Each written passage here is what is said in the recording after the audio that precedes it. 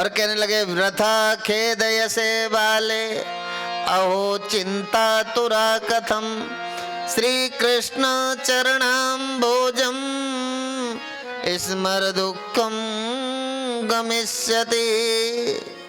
ए वाले तुम खेद मत करो, चिंता से व्याकुल क्यों हो रहे हो?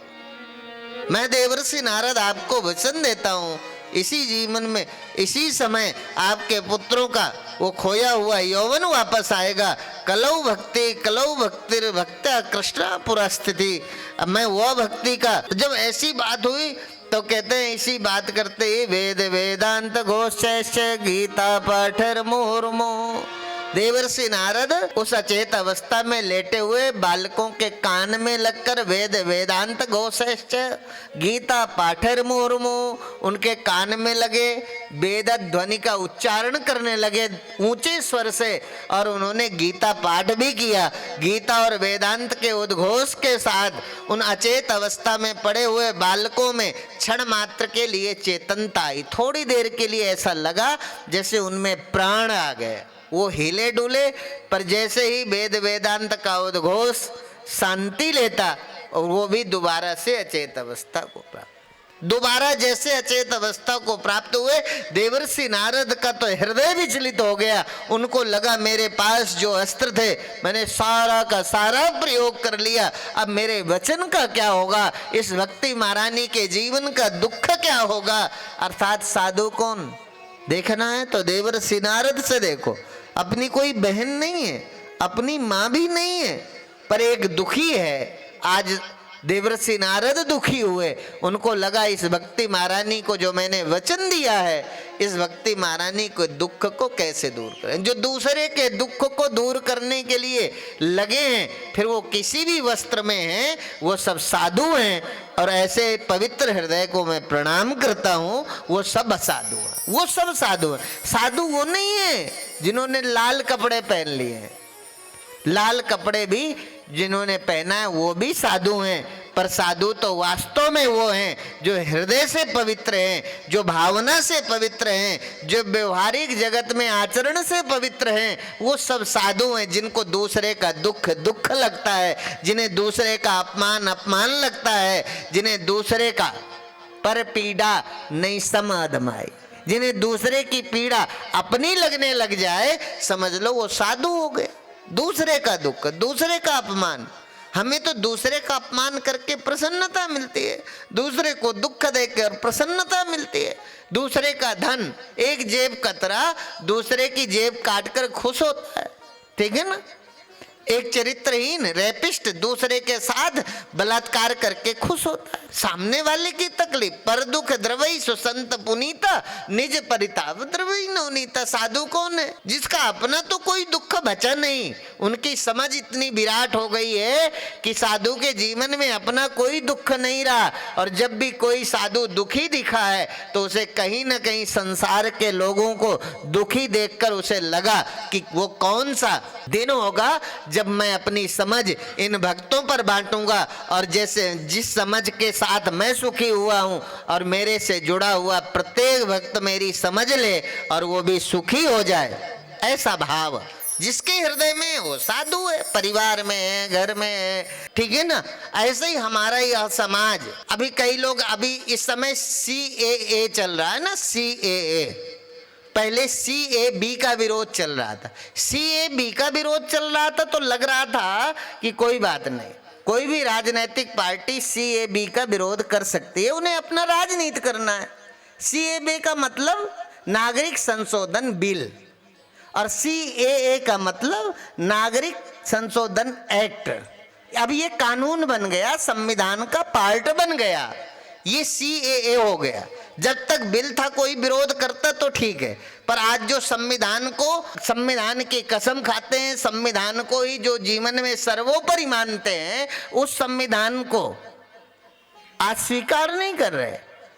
और अभी मैंने कहीं बोला था, मैं पिछला था, मैंने कहा यदि हम मनुष्य ना होते तो कुछ होते क्या। ऐसे ही हमें नहीं पता, हम हिंदू हैं, हिंदू के बिना न तो कोई पंडित हो सकता है। हम हिंदू हैं, बाद में पंडित हैं, हम हिंदू हैं, बाद में क्षत्रिय हैं, हम हिंदू हैं, बाद में जाट हैं। इसलिए मैं बता दूं कि एक समय आपके यहाँ आएगा NRP, मतलब जनगणना, जनगणना का विषय आएगा तब हमारे पास बहुत तरह के लोग विदेशी ताकतें हैं जो यहाँ देश में छुपे हुए गद्दारों को पैसा देती हैं, उन्हें समझाती हैं और वो हमारी अखंडता को कैसे खंडित करना है इसके लिए हमारे देश में ही खड़ा कर देना विरोध। कभी जाति के नाम पर, चूंकि ये हमारा बहुसंख्यक समाज अनेक जातियों में बटा हुआ है, कोई क्षत्रिय है, कोई वैश्य है, कोई जाट है, कोई साहू है, कोई यादव है ना, बहुत सारी जातियां हैं, पर सब कुछ है, पर हिंदू तो है ना।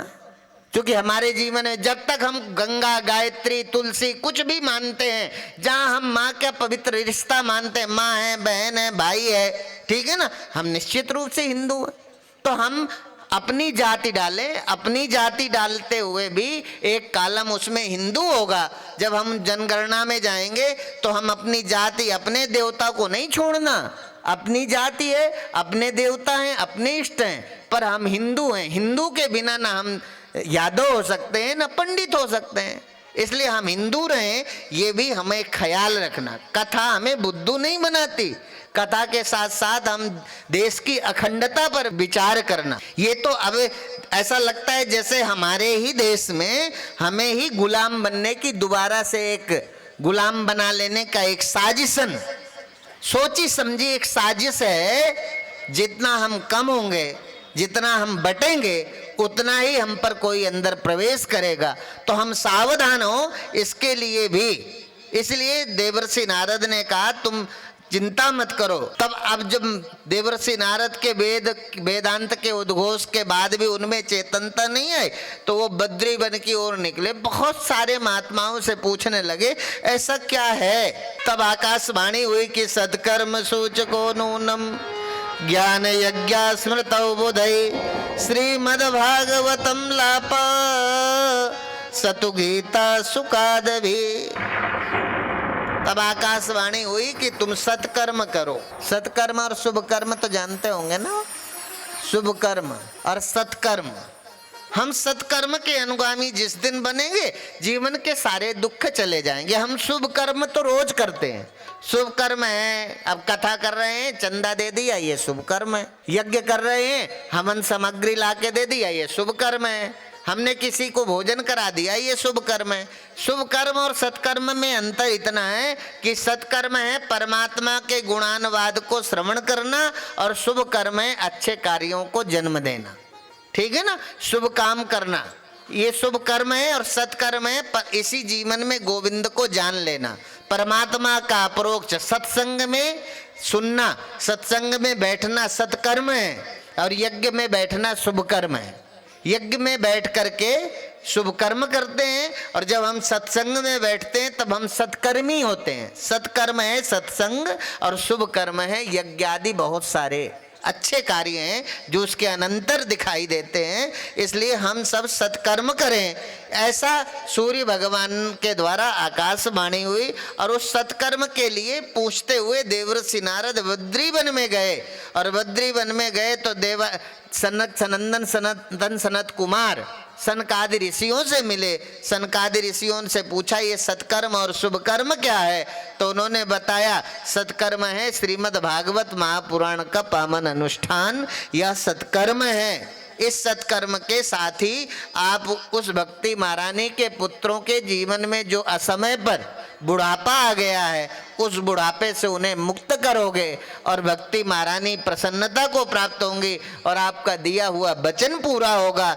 ऐसा जब सनकादि ऋषियों ने कहा तब देवर्षि नारद कहने लगे कि भाई जिस भागवत महापुराण को आप वेद वेदांत का सारभूत निगम कल्प तरोर गलितम फलम सुख मुखाद मृत द्रव संयुतम, जिस भागवत को आप निगम कल्प तरु, निगम माने वेद, वेद रूपी कल्प तरु से ये जिस फल की आप बात करते हैं ये तो मैंने वेद पहले ही सुना दिया, फिर भागवत से मुक्त कैसे होंगे।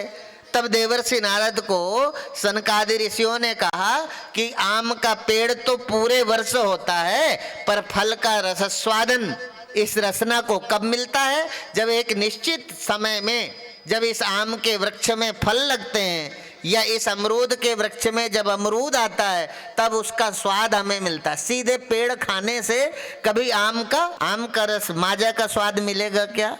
सीधे वृक्ष खाओगे तो माजा का स्वाद मिलेगा? नहीं मिलेगा। मैंगो शेक का स्वाद तो मिलेगा ना? नहीं मिलेगा। तो आम का पेड़ खाने से जैसे आम्र रस का स्वाद नहीं होता, ऐसे सीधे वेद वेदांत घोषश्च गीता पाठेर मुर्मु, आपने सीधे सुना भी दिया, पर इसका लाभ क्या है? बोले निगम कल्प तरोर फल।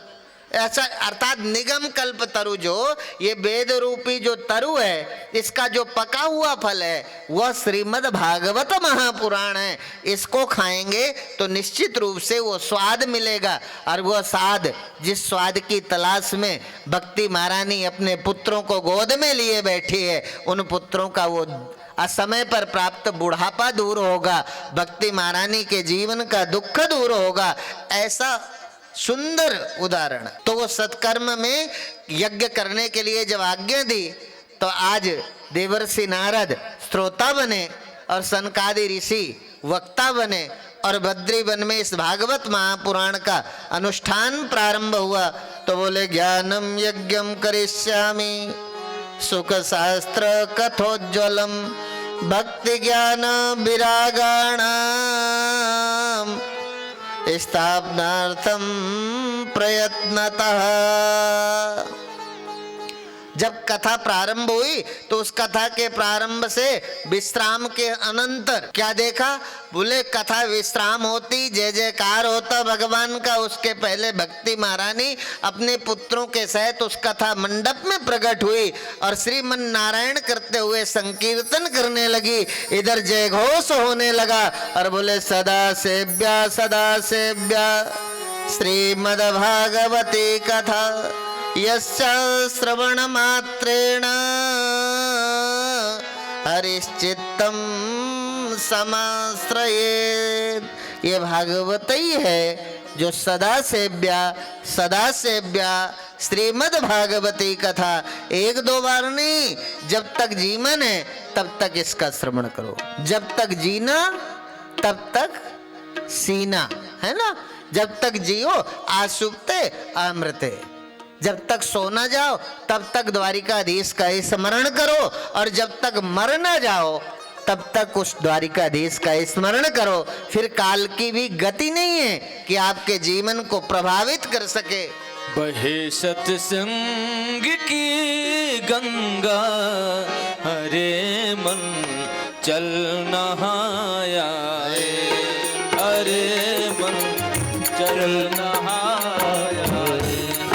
बहे सत्संग की गंगा, बहे सत्संग की गंगा हरे मन चल नहाया, हरे मन चल नहाया। बुझी ज्योति जो जीवन की, बुझी ज्योति जो जीवन की, उसे फिर से जगा लाए, उसे फिर से जगा लाए। श्री राम सेवा के साथ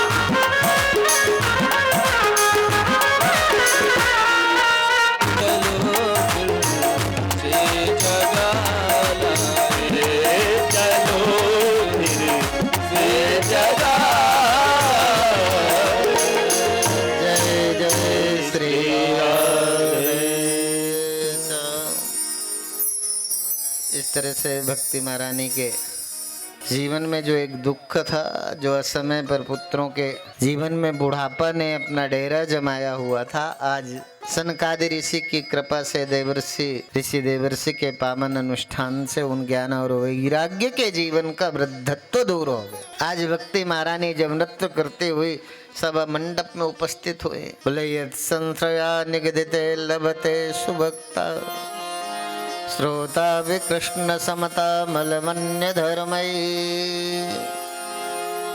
अर्थात इस भागवत महापुराण से क्या है, जीवन का अनेक जन्मों का जो मन में जो मल चढ़ा हुआ है, जो पाप बुद्धि है, जिसके कारण हम अनेक तरह से इस भवाटिबी में दुख उठाते हैं, इस सारे के सारे दुखों का मूल ही खत्म हो जाए। जैसे सूर्य के निकलने के बाद किसी उल्लू को अंधेला दिखाई दे, ये तो हो सकता है, पर सारे संसार को प्रकाश से भर देने का सामर्थ्य जिस सूर्य में है, पर उस समय उल्लू को नहीं दिखाई देता है ना। उल्लू कौन जो दिन में न दिखाई दे। अर्थात ये कथा तो केवल मनुष्य के जीवन के दुख दूर करने के लिए बनी। गाय पवित्र है, पूज्य है, गाय माता है, 33 करोड़ देवी देवता रहते हैं, पर कथा गाय को सुनाने के लिए नहीं। अर्थात इतनी पवित्र होने पर भी जिसका मल भी यज्ञादि कार्यों में उपयोगी हो, जिसका मूत्र भी, अर्थात जिस पंच गव्य को पान करने के बाद कोई व्यक्ति पवित्र होकर यज्ञ का यजमान बनता है, पर तब भी मनुष्य की यह महिमा मनुष्य के लिए भागवत है, मनुष्य के लिए गीता है। यदि मनुष्य भागवत और गीता रामचरितमानस से दूर चला जाएगा तो यहाँ मनुष्य होने का अर्थ ही खो जाएगा। ये तो सारी चीजें मनुष्य के लिए बनाई गई है ना। गीता कौन सुनेगा, रामायण कौन सुनेगा? ये मनुष्य के उद्धार के लिए करुणा करके परमात्मा ने निर्मित की। व्यास के रूप में आए परमपिता परमात्मा, तो उन्होंने भागवत का विस्तार किया। भगवान परमपिता परमात्मा जब कृष्ण के रूप में आए तो गीता का निर्माण हो गया, ठीक है ना। जब वही गोस्वामी तुलसीदास के रूप में आते हैं तो रामचरितमानस का निर्माण होता है। भगवान जब करुणा करते हैं मनुष्य पर, तब अनेक रूप धारण करके ऐसे पवित्र ग्रंथों की रचना होती है। और ये केवल हिंदू वैदिक सनातन धर्म एक ऐसा धर्म है जिसमें वसुधैव कुटुंबकम, ये सारा संसार मेरा परिवार है, सारे संसार को मैं अपने परिवार की तरह अनुभव करूं, ये एक विराट सोच, ये विराट समझ केवल हिंदू वैदिक सनातन धर्म के लोगों को ही, ये वैदिक सनातन धर्म के अनुगामी कभी भी किसी से द्वेष नहीं करते, इनको सिखाया ही नहीं गया। और हमें सहिष्णुता का पाठ पढ़ाते हैं राजनीतिक के लोग। हिंदू से अधिक कोई सहिष्णु हो सकता है क्या? हिंदू से अधिक कोई समतावादी हो सकता है क्या? हिंदू से अधिक कौन उदार होगा? यह हिंदू वो है जो कब नाग पंचमी को सर्प को दूध पिलाता है, ये हिंदू उसे कहते हैं जो चींटियों को भी चोगा डालता है, ये हिंदू वो है जो तालाब में बैठकर मछलियों को भी आटा देता है। ये हिंदू से ज्यादा सहिष्णु कोई और होगा जो लताओं पताओं में अपने नंद नंदन का स्मरण करता हुआ इस भवाटवी में, इसी जीवन में भगवान को हम जिस अरण्य में प्राप्त करते हैं, ये वह हिंदू है जो बट और पीपल की भी पूजा करता है। ये हिंदू ऐसा नहीं कि केवल मंदिर में भगवान देखता है, ये हिंदू के पास ये एक ऐसी आंख है जो केवल मंदिर में मूर्ति के अंदर भगवान नहीं देखता, देखना चाहता है। जिस दिन तो सारे संसार में सिया राम मैं सब जग जानी, करऊं प्रणाम जोरी जुग पाणी, सारे संसार को परमात्मा के रूप में देखता है। हिंदू और सिख और बौद्ध और ईसाई नहीं, सिया राम में सब जग जानी, सारा संसार परमात्मा है, ऐसा भी दर्शन जब किसी ने किया है तो किसी हिंदू आचार्य ने ही ऐसा दर्शन किया, जो जातिवादता से मुक्त होकर एक सब जगह एक परमात्मा का दर्शन, तुझ में राम मुझ में राम सब में राम समाया। ये तो मुस्लिम आचार्य जो सयाने हुए ना, उन्होंने भी कहा जर्रे जर्रे में है झांकी भगवान की। ये मेरी लैंग्वेज नहीं, जर्रे जर्रे में है झांकी भगवान की, किसी सूझ वाली आंख ने पहचान की, किसी समझदार व्यक्ति ने देखा, नहीं तो जर्रे जर्रे कण कण में भगवान है। ऐसा दर्शन आचार्य की पवित्रता पर संभव है। इसलिए ऐसी प्रसंग को आगे बढ़ाते सूत जी महाराज से सौनकादि 88,000 महर्षियों ने कहा, प्रभु कुछ और सुनाओ, इस भागवत की महत्ता क्या है?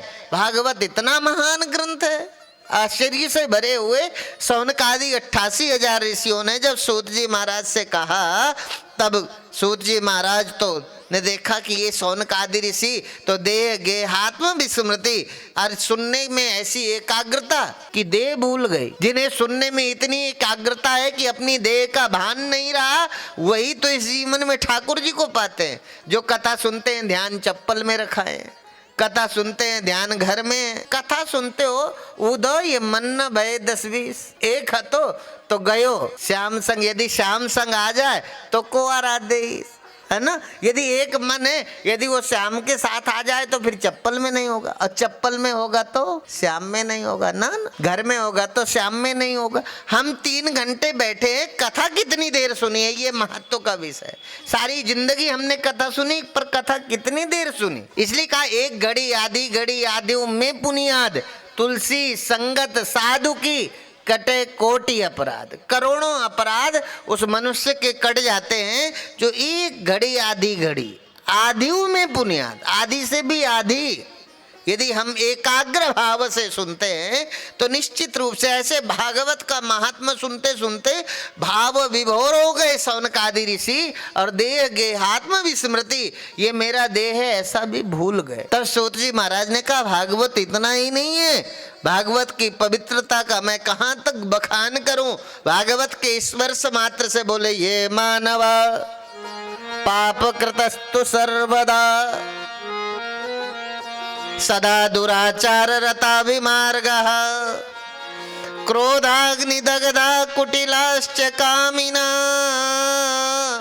सप्ताय यज्ञेन कलौ पुनन्ति ते। ये भागवत कैसे बोले, ये मानवा पाप कृतस्तु सर्वदा।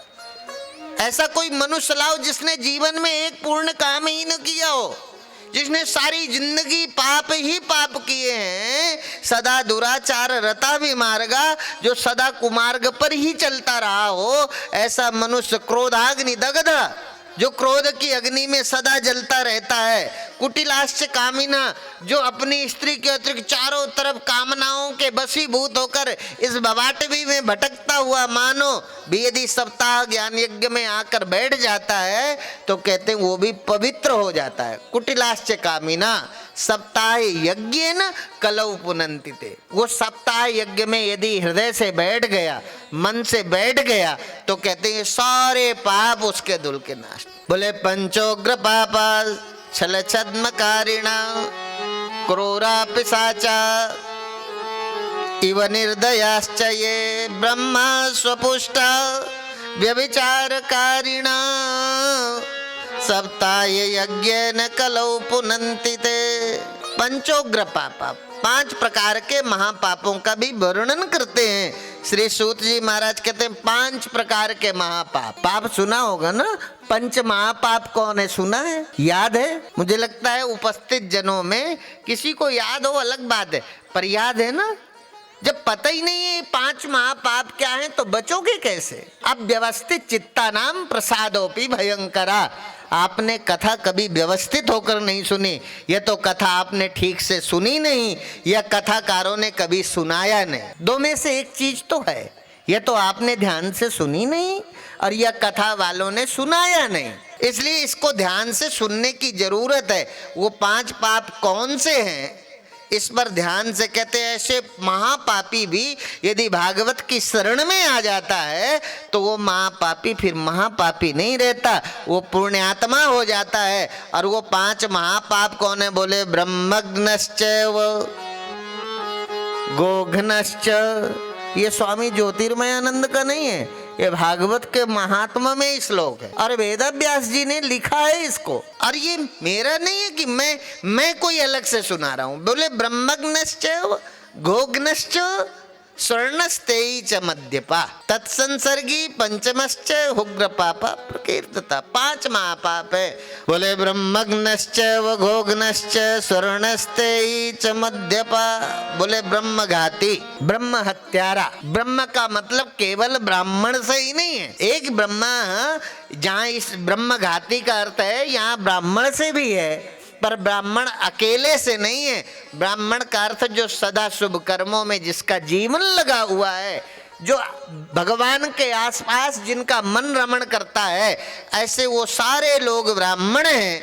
ऐसे व्यक्ति की हत्या करना, गोघाती, गऊ की हत्या करना, सुवर्ण चुराने वाला, कितने पाप हो गए? 3 हो गए ना। सुवर्ण चुराने वाला। पर कई लोग तो आते हैं, अब उनको पता ही नहीं है ये भी कोई बड़ा पाप है, तो भीड़ में चैन ही मार देते हैं, है ना। पर कभी समझाया होता, अपनी संतति को बताते, ये पाप है, ये पुण्य है, हमने पैदा किया छोड़ दिया। किसी माँ बाप ने जिसने भी अपने संस्कार के जल से अपनी संतति को सींचा होगा, तो न तो उसकी संतान कभी चोर हो सकती है, न कभी रेपिस्ट हो सकती है, कुछ नहीं। पर अभी हमने बताया नहीं पाप क्या है, पुण्य क्या है। भाग्यशाली है माँ मदालसा जो अपने बालक को पैदा ही नहीं करती, पैदा होकर उसे जीवन देती है। और पैदा तो माँ बाप से होते हैं, पर जीवन जब भी किसी को मिला है तो सदगुरु की शरण में मिला है। जीवन गुरुदेव देते हैं, जन्म माँ बाप देते हैं। तो जिन्हें जीवन चाहिए वो सदगुरु की शरण में आए। जन्म तो माँ बाप से मिल जाता है, जन्म तो एक कुत्ता कुतिया भी दे देते हैं। जन्म देना थोड़ी है, जन्म देकर जो अमृत की ओर ले जाते हैं। माँ मदालसा शुद्धोसी बुद्धोसी निरंजनोसी संसार माया परिवर्जतोसी, नहीं समझता। छोटा सा बालक है, गोद में है, गोद के बालक को भी माँ मदालसा कहती, तू बेटा अजन्मा है, तू अविनाशी है, तेरा कभी जन्म नहीं होता। अर्थात तेरा जन्म नहीं होता मतलब जिसका जन्म नहीं वो मरेगा कैसे? यदि कोई जन्मा नहीं तो मर के दिखाए ना, कैसे मरेगा? तो पहले उसे ये अनुभव कराती है कि तेरा कभी जन्म नहीं होता। यदि ये अनुभव हो गया तो फिर तू मर ही नहीं सकता, ठीक है ना। जो मरता कौन है? जिसका जन्म होता है। तो 3 पाप तो ये हो गए सोना चुराने तक। और कहते हैं चौथा पाप कौन सा है? जो हम सबका स्टैंडर्ड बनता जा रहा है, हम सबका लाइफ स्टाइल बन गया है, वो क्या है? बोले मदिरा पीना, है ना। ये चौथा महापाप। समझ नहीं आता। पैसा आया तो पाप के अलावा, यदि आपके पास पैसा आया है और आप भगवान के भक्त नहीं हो तो आपको पापी होने से कोई दुनिया की ताकत रोक नहीं सकती।